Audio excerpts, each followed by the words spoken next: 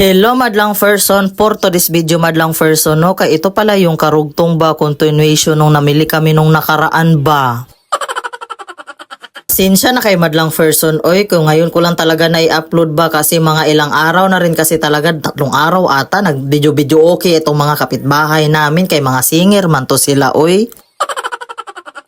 Medyo nahihirapan din kasi ako sa kalisod madlang person no pag mag-voice over tapos may mga ingay-ingay pa sa kapaligiran mo ba tapos ito dagdagan pa itong mga junakis ko na maiingay ba na unsao na lang ba.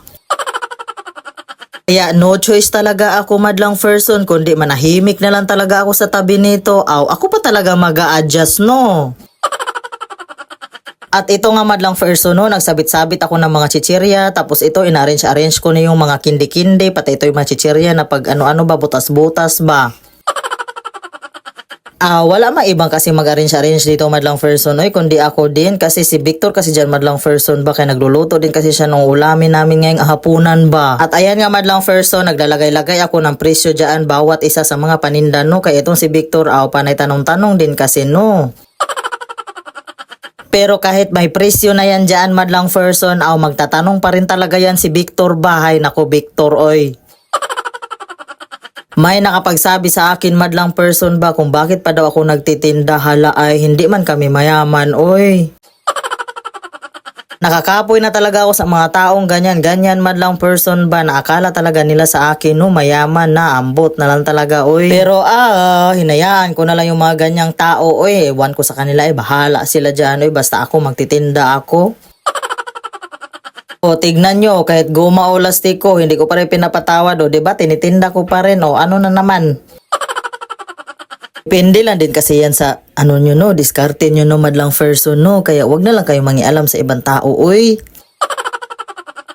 Kahit pa piso-piso lang ang paninda madlang person, naiipon din naman yan, uy, hindi mabubuo ang 1K no kapag walang piso no.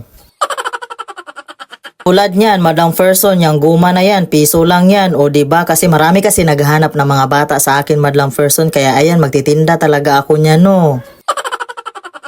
Hanggat pwedeng itinda madlang person, itinda oy, wag lang yung mga bawal ha, yung mga illegal na yan ha. Na impas jud ka maring ba. At pagkatapos ko nga mag-arrange madlang person ba, pati na yung guma na yun ay naku matagal-tagal talaga akong natapos sa guma na yun ba at ayan nga kakain na ako dito na lang ako kakain sa tindahan oy. Ito na lang ako kakain madlang person para pag may bibili ba diretso na lang talaga bigay ba, hindi yung tatayo-tayo pa oy.